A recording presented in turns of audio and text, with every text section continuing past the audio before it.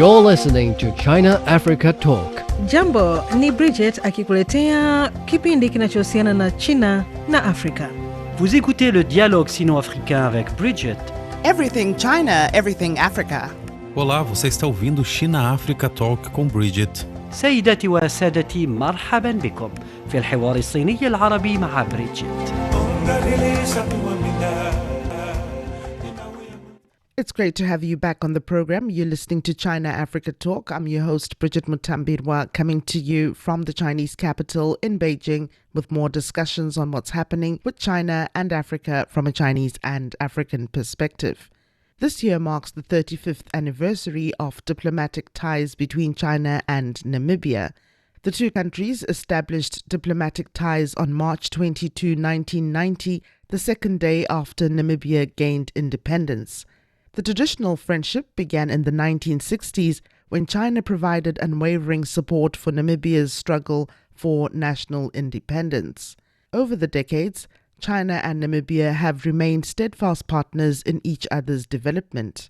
China has long been Namibia's second largest trading partner and a key source of foreign investment. Their cooperation spans diverse fields, including infrastructure, agriculture, mining, education and healthcare, which have been bearing fruitful outcomes, yielding tangible benefits for both countries.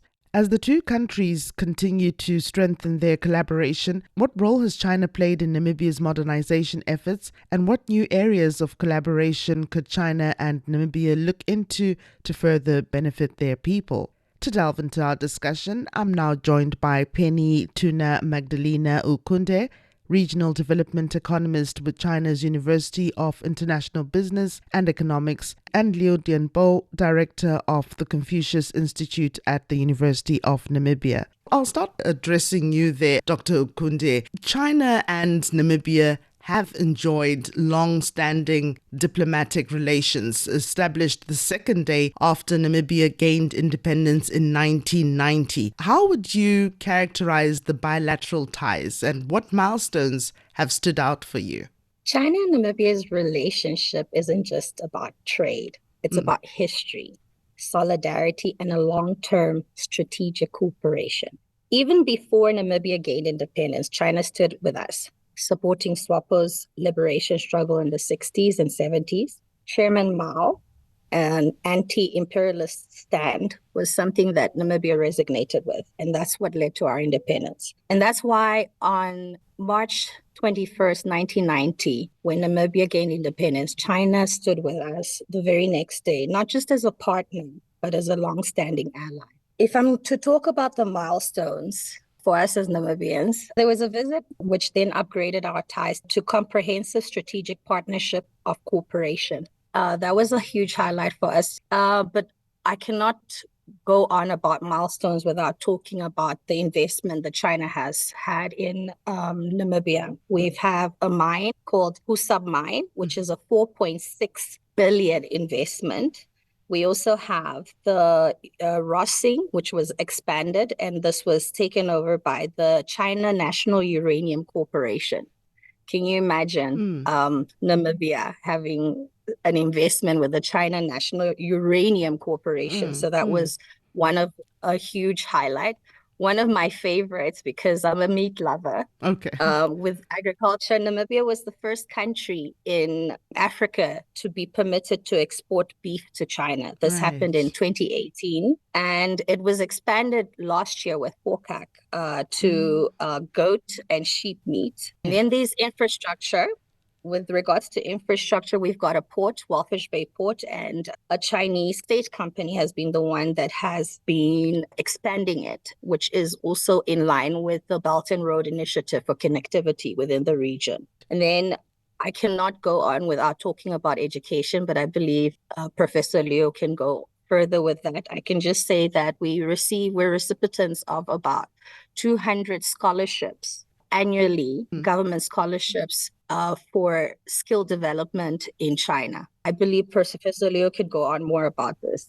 Professor Liu, in addition to what Dr. Ukunde has highlighted there, I know that Dr. Sam Nujoma, the founding president and father of the Namibia nation, also as the founding chancellor of University of Namibia, Right. signed an MOU with the China University of Geosciences Beijing during his visit to China in 2006 on behalf of University of Namibia. Since then, the two universities have developed a long-term cooperation. China University of Geosciences Beijing have trained more than 40 students for Namibia, and some of their students have returned to work in the University of Namibia with doctoral or master's degree, and some have returned to work in Namibia Right. with bachelor's degree, contributing to the development of Namibia. Okay. Yes.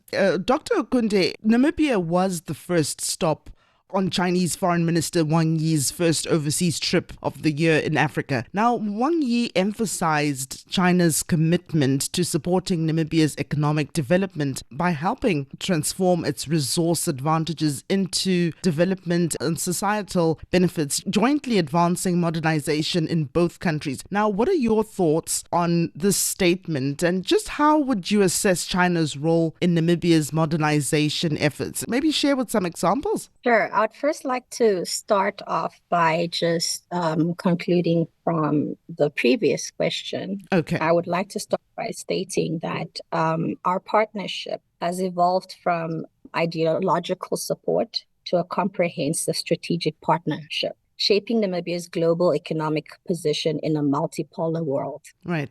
I wanted to say that because this leads me into what I'm going to say next. Okay.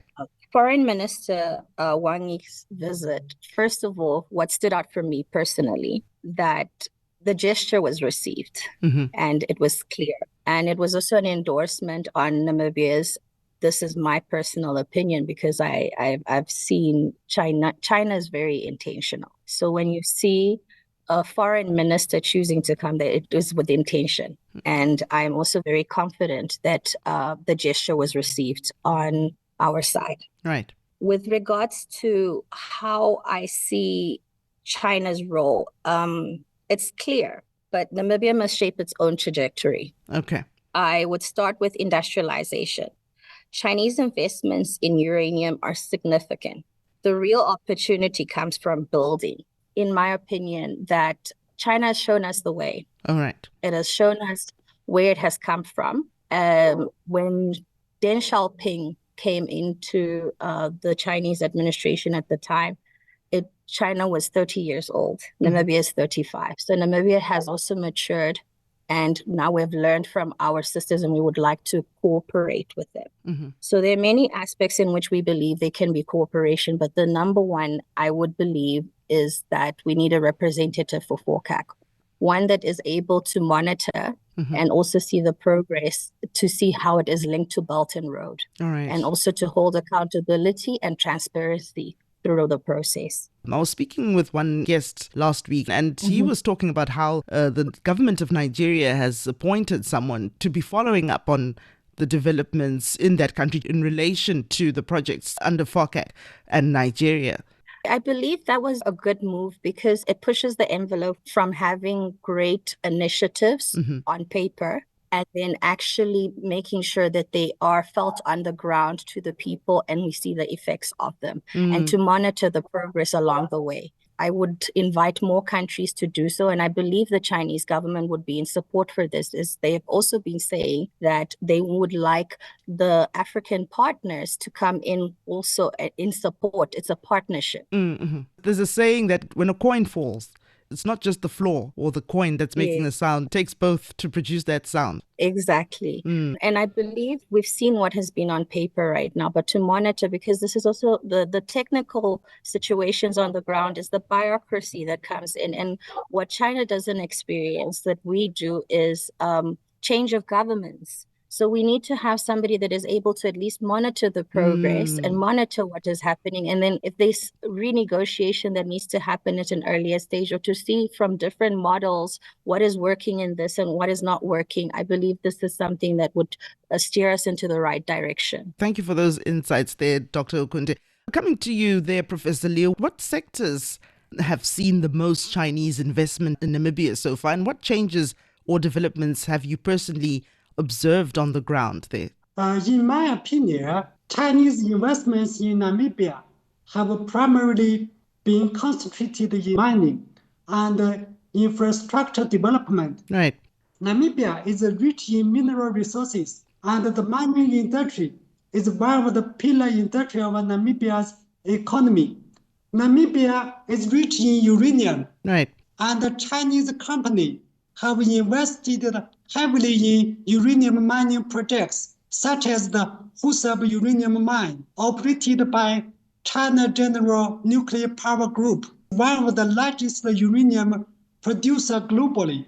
And also the joint Mutowa Road, built by China Henan International Corporation Group, was officially opened to the traffic on March 14th, last Friday, in Kavango East region, northern Namibia. A major development project that not only improve local transport links, but also promotes the growth of economic activity in the community. And also in real estate and housing, there has been an increase in Chinese-funded housing projects aimed at addressing Namibia's housing shortages. Have you had a chance to visit some of these projects, Professor Liu? Yes, I have visited some housing projects like the policeman housing projects. Okay. And also I visited and experienced the Chinese Belt Road. Yeah. Chinese investment have contributed to job creation and infrastructure improvement, particularly in rural area. Curious to know, how do you feel when you see some of these projects on the ground, and when you talk to people in Namibia about how they feel about these projects?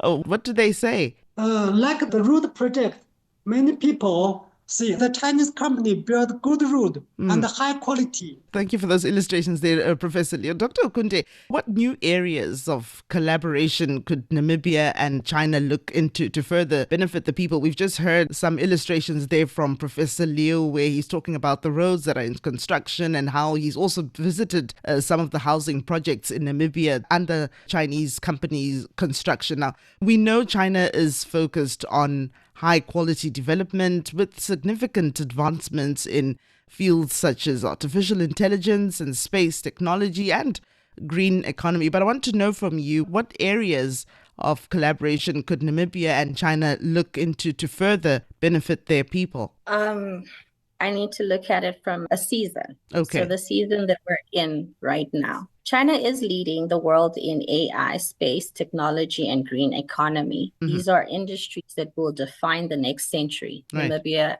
can position itself in these sectors, not just as a participant, but as a valued driver. But before we can get there, we need to first make sure that we are aligned. Not that we are not at the moment, but I'm just saying in the sense of pace. Okay. And currently, geopolitically, what I can look at as an asset that is not really being explored is the Walfish Bay corridor, the expansion of the port. Geopolitically, in the sense of where it connects to Brazil very easily, so South America. And then the thing is, what I noticed actually was during my time at home, we had the cruise ship MSC come to Walfish Bay. And it never usually comes to Walfish Bay, but due to the situation that is happening within the Gulf, they had to redirect their route. And in redirecting their route, it also affected our tourism. But then it also showed me that this town was not prepared for the tourists that were coming there. And this was just a simple example. So this is something that I can say that is reachable. This is something that can be expanded on. And this is something that is current. With regards to the space station, Namibia is actually a proud host of a Chinese space station. And I would like to hear of Namibians going to space. Right. So we need to start with education and actually having that understanding. Not many locals even have that understanding. This is also important with regards to people-to-people exchange. Do you know what pride it would take as an African just to be able to say that you have a space station? Wow, in general. Yes. So the way that, one has to dig up this information. So I'd also state with collaborating with regards to soft power. how do we let the people on the ground know what is going on so that they can also be a part and invested in it? Because at the end of the day, you also need the people's buy-in. Do you feel maybe on our side we communicate well on terms of, some of these collaborations that are taking place?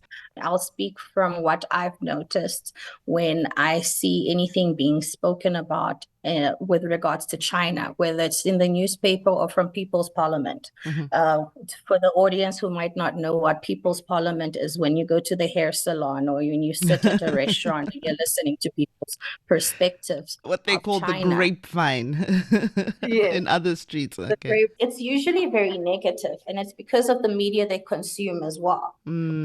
As a person that lived in China, I remember I was in China during COVID, during the pandemic. Okay. And I used to receive so many calls from people asking me, "Are you okay? Are you fine? We're worried about you." And I was like, "Excuse me, I'm worried about you." Yeah. And also with regards to collaboration, it also brings me to, when we speak about narrative, it also brings me to the people who also carry the Chinese name, who people interact with. So it is important to actually give a narrative, or at least collaborate, let's say, within media. I've seen this is starting to happen now, because who owns the mind of the people controls them. And right now, what they're digesting does not even give them the ability to appreciate what is coming in. And this is very important for you to make important decisions for your future. Right. So information is power. And I believe that if we ignore it for too long, we are also bringing a bad sentiment to a relationship that could flourish. Professor Liu, at the 9th Forum on China-Africa Cooperation held in Beijing last year, 10 partnership action plans were unveiled to jointly advance modernization. Now, among the first was the mutual learning among civilizations. How do you read this, and what steps can China and Namibia take to strengthen mutual understanding and learning between their cultures? What's your take? To strengthen mutual understanding and learning between Chinese and Namibia cultures, educational cooperation between students and teachers can help to enhance exchanges and mutual learning between the two countries. I know you're a professor, you have lots of Namibian students there. How do you see this playing out? Yes, every year, at least dozens of Namibia students study in China through scholarship provided by China, which helps to enhance in-depth understanding and learning between the two sides. And also, there are some students studied in China, supported by themselves. And another one is cultural exchanges and festivals. The Confucius Institute at the University of Namibia organizes cultural festivals and events every year. Such events can help people appreciate each other's traditions. Another one is the tourist promotion. Exchanges and learning between the two countries can also be promoted through tourism. Namibia is rich in tourism resources, very different from China. For me, I traveled a lot in Namibia. Okay, and still on you there, Professor Liu, when it comes to cultural and people-to-people exchanges, what have you observed, though, and what more could be done to promote such exchanges? Yeah, a language training. Okay. The Confucius Institute at the University of Namibia offers Chinese language teaching since 2013 in primary schools, secondary schools, and the university. There are 11 teaching sites among the country. In 2024, there were more than 800 students took part in the Chinese language study. Okay. That not only enhance mutual understanding, but also strengthen their overall bilateral relations, contributing to the shared goal of advancing modernization through cooperation. Thank you, Professor Liu. And how are your students with Chinese? When they're learning Chinese, where do they use the language, Professor? Yes, some of the students, they just interested in study Chinese. They like Chinese food, Chinese culture. And some of other students, They working in companies. Okay. They need to know more Chinese language and can communicate to the colleague easily. Or like translators as well. Yes, some of them, they translate. I did want to actually add on to what Professor Leo was saying, especially with regards to language. Right. And one day I came back home from holiday from China, studying in China, and my aunt had a tour company. Okay. And then she asked me to, like, she called me. She's like, "Are you home?" I said, "Yes." And she came over and she's like, "Listen, I have a tour." She usually does German tours, and she has a Chinese translator, like an actual Chinese translator. Mm-hmm. She asked me, she's like, "Oh, you speak Chinese, right?" I'm like, "Yes." And she's like, "Okay, I have a group of tourists and I want you to go with them and you be their guide." And I was like, Wow. "Excuse me, what?" So, and then she's like, "Please, I'm going to get your driver is going to be an actual guide. All I need you to do is basically entertain the guests. Like, that's all you have to do. They ask you questions, you just answer." So I was like, "Okay, fine." And we went and we picked up the guests. I didn't even know you opened the door for them. So I was also like a passenger princess amongst the guests. And I've never really done tourism before. So they came and I welcomed them like, "Hi, Namibia." Like, you know, from the airport to here, they're asking me questions. I'm not even going like, because you're supposed to give an intro. They have to ask me a question. But what I'm trying to basically say is what I picked up, I then started doing tourism every holiday. I came back home to an extent where I even worked for a Chinese tour agency. So they would give me the itinerary in Chinese, and then I actually learned the difference of how they receive their guests and what is necessary and what is needed. And we need to actually train Namibians, because there are actual times where even tourists come in and they want a local guide. I was actually going to ask you what initiatives could help attract more Chinese tourists to Namibia. Yeah, well, I'll definitely say Mandarin speaking guides, that's for sure.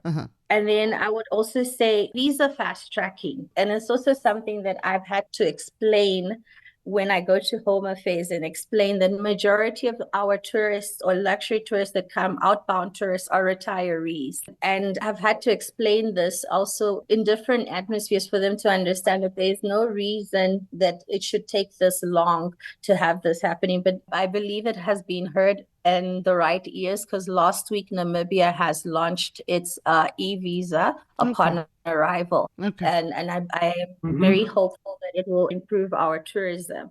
Another thing I would also like to say is payment platforms such as WeChat, Alipay. This would not just help with regards to tourism, but also logistics. So payment platforms, also with regards to local vendors. When many of the tourists come, because they don't go and change money, and usually they come in at a very fast period of time. They don't have time to sit in the bank and wait to do this. So it's like I see money leaving the country just because we are not able to have a platform where, you know, where trade can happen. So I would recommend looking at the platforms or the banking platforms such as WeChat and seeing whether we can have these exchanges and just having that understanding. Okay.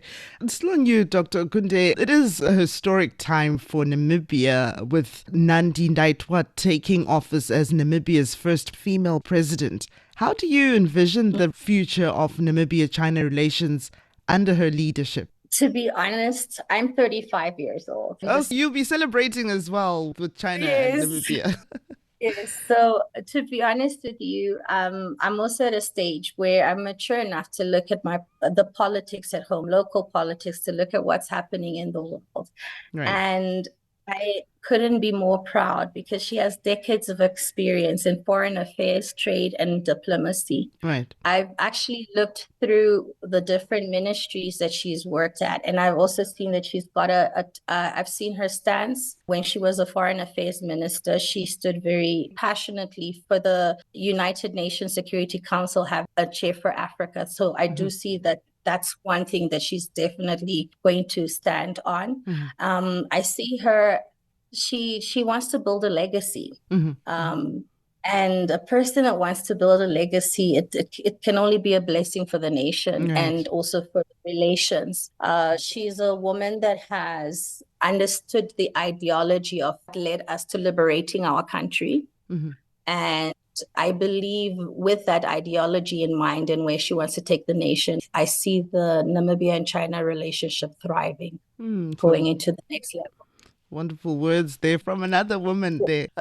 Just before we wind off our discussion, let's look at some common challenges between Namibia and China. Now, in today's world of uncertainty, how can China and Namibia collaborate in addressing common challenges such as climate change, global trade and regional security, and safeguard the interests of Africa and developing countries? I'll start off with you there, Professor Liu. Yeah, China and Namibia, as friendly nations, have supported and collaborated with each other on the international stage. In the face of global changes such as climate change, global trade, and region security, China is willing to work hand in hand with Namibia to strengthen cooperation, jointly address the issue, and safeguard the common interest of Africa and the developing countries.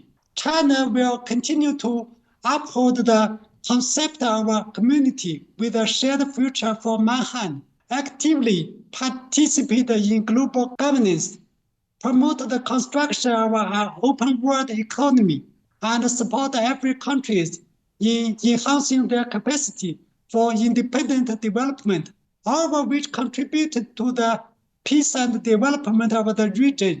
China development is inseparable from the world, and the prosperity of the world also needs China. I believe that through the joint efforts of China and Namibia, we can make a great contribution to the world peace and development. Thank you there, Professor Liu. Dr. Kunde, your thoughts? Well, in today's world of uncertainty, Namibia and China's partnership remains stable, but the focus should shift from projects to long-term global positioning. Okay. And what I mean by long-term global positioning, it also starts with Namibia. I as a Namibian, I need to speak for Namibia. Namibia shares a very good relationship with its neighbors, and we need a stronger Namibia to be able to speak about climate. So it's a Namibia that is closer to Angola, to South Africa. We need to have a stronger voice within our region and a stronger collaboration.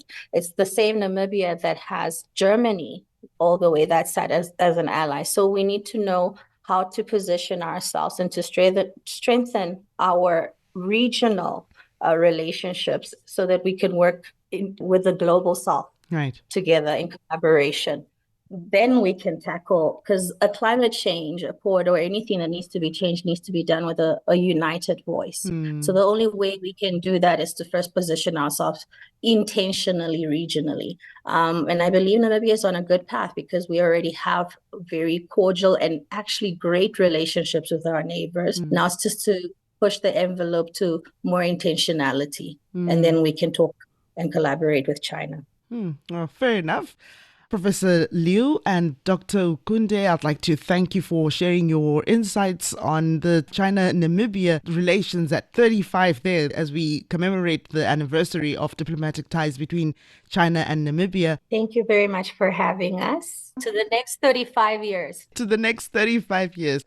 Listeners, for news updates on what's happening with China and Africa from a Chinese and African perspective, subscribe to our online newsletter on CGTN website and Substack. Search China Africa Talk. Till next time, goodbye for now. Thanks for listening. If you enjoyed this episode and you'd like to help support the podcast, please share it with others.